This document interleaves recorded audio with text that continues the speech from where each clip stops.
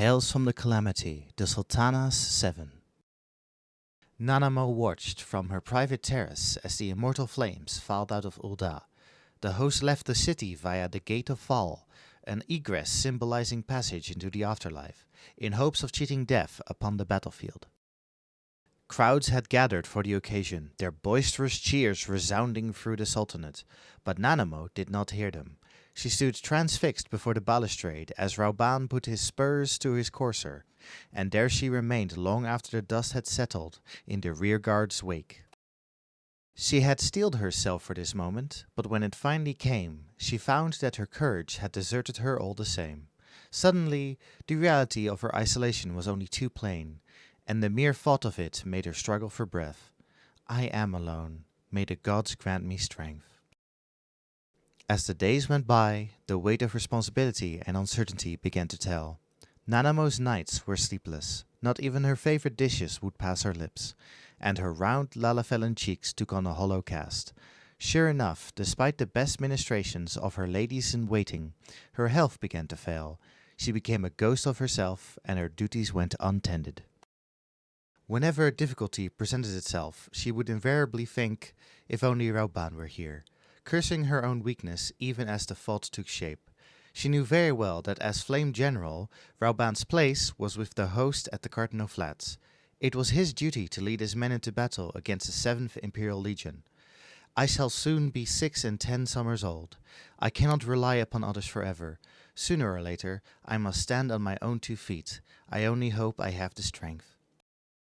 Another meal came and went untouched. Taking her leave of the dining hall, Nanamo glanced apologetically at the silent shadow that was Pippin Torpin, adoptive son of Rauban and officer of the Immortal Flames.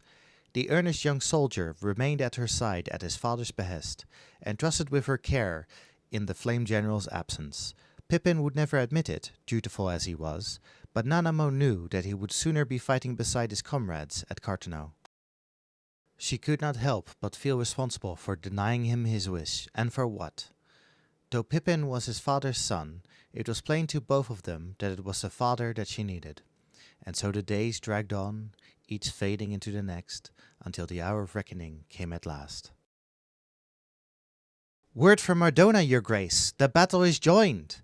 Nanamo was in the fragrant chambers, holding private audience with Thancred of the Circle of Knowing, when Pippin burst in with the tidings. A weak, "I see," was all she could manage in response. While Pippin strove to hide his disappointment at this tepid utterance, Thancred was quick to make his feelings known. "Begging your pardon, your grace, but I had hoped for something little more rousing. Since agreeing to serve as an advisor to the Sultanate, the self-proclaimed bard had made himself at home at court, becoming ever more irreverent in the process. When last I looked, your people had need of you." "What could a powerless puppet like me possibly do?" Nanamo snapped back, immediately regretting her petulance. The bard was not discouraged, however, and responded with uncharacteristic force. "You are not powerless, your grace. You can pray for Eorzia's salvation." Prayer, she thought. Has it really come to that? But of course it had. Even as they spoke, Dalamut drew closer. According to Archon Louis Sois, only by the power of the 12 could the lesser moon be returned to the heavens, and the coming of the 7th umbral era forestalled. And only by the prayers of the faithful could that power be summoned forth. It was to allow the summoning ritual to proceed unhindered that the soldiers of the Eorzian alliance, Rauban among them, now fought at Cartano. Thancred went on, his voice taking on a gentler tone. "If you pray, so too will the people, and the combined strength of their faith shall bear their plea for Eorzia's salvation unto the heavens." A moment passed in silence. "If praying is all that I can do, then I will do it with all my heart." Composing herself once more, she nodded, rose from her seat, and turned her steps towards Arzeneth ossuary. Upon arriving at the temple, Pippin helped Nanamo to her knees and stood guard as she prayed. On the far side of the city, at Milvaneth's aquarium, Thancred was doing the very same, she knew. "O gods of my forefathers, deliver us from destruction. O gods of my forefathers, bring Rauban safely back to me." A few hours into her vigil, chaos erupted. The ossuary shook violently as if struck by a giant's fist, prompting Pippin to draw close as masonry fell about them. Terrified screams filled her ears, but Nanamo did not give in to panic. In defiance of the tumult around her, she prayed with all her being. Her determination was soon rewarded. The stone plinth bearing the mark of the dusk trader began to glow. Moments later, a pillar of light burst forth from its surface, enveloping the image of Val that stood upon it and illuminating every corner of the hall. In that instant, Nanamo felt the presence of the divine. Even as she basked in the sensation, a familiar voice echoed in her mind. "Let Eorzea be born anew," it said. "Louis soit," she thought, and knew no more. Nanamo awakened to find herself lying prone on the ossuary's smooth stone floor. Footfalls rang out all about her. From the corner of her eye she saw Pippin rise to one knee, seemingly struggling to shake off the selfsame torpor which gripped her. For a time she remained still, content to gaze up at the stone plinth. Its divine light had faded, she noted dimly. A shrill yell brought her back from her reverie. "Rioters at Sapphire Avenue! They're headed this way!" Consternation swept over Pippin's face. "Your Grace, we cannot linger. Let us return to the palace at once." "I will not hide while my people suffer." The answer rose to her lips unbidden, with a swiftness that surprised even her. Rising to her feet, she surveyed her surroundings. Robed figures were scrambling hither and thither, bearing precious tomes and artifacts away, presumably to safety.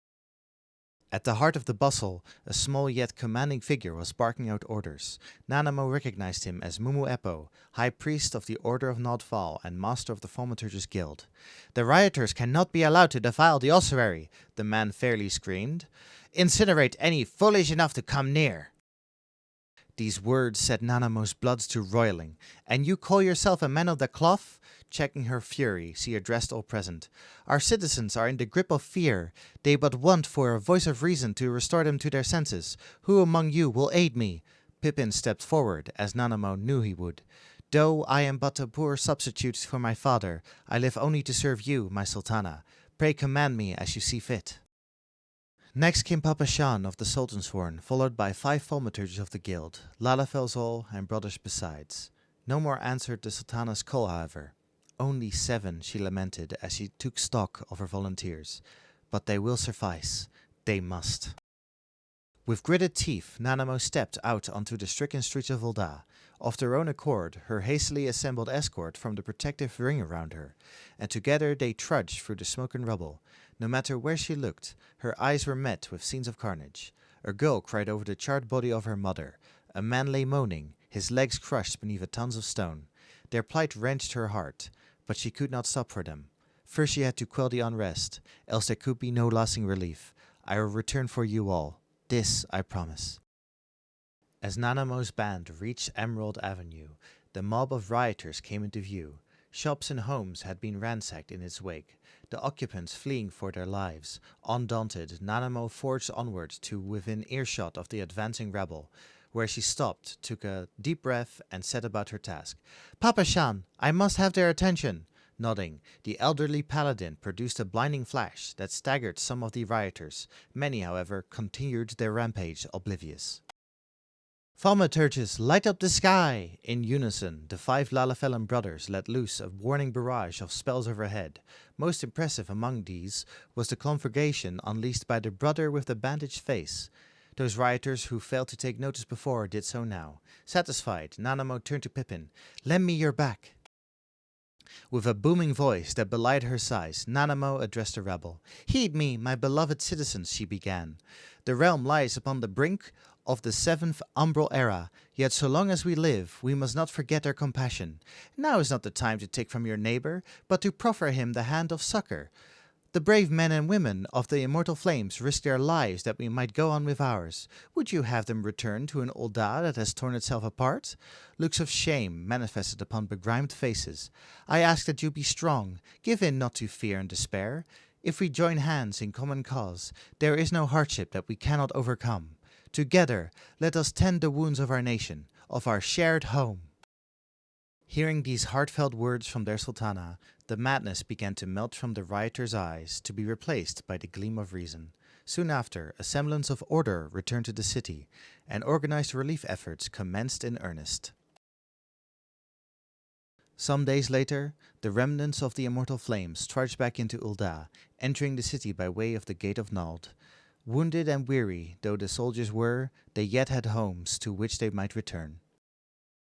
In the midst of rebuilding, Nanamo issued a decree stripping Mumu Eppo of all official titles and accompanying privileges. Though such an act would ordinarily have been beyond her authority, it was made possible owing to clever maneuvering on Pippin's part. Evidence of rampant corruption was found, with the high priest in its midst, and his order had no choice but to abide by the Sultana's will. In place of the incarcerated Mumu Eppo, the 5 Lalafellan brothers were made joint masters of the Thaumaturgus Guild. In the months and years that followed, Nanamo often revisited the events of that fateful day. I am not powerless, she would remind herself. There are things that even a puppet might achieve. If she could do her duty as Sultana in the midst of the calamity, she could surely carry out the task to come. Thank you for listening to Tales from the Calamity, the Sultana 7.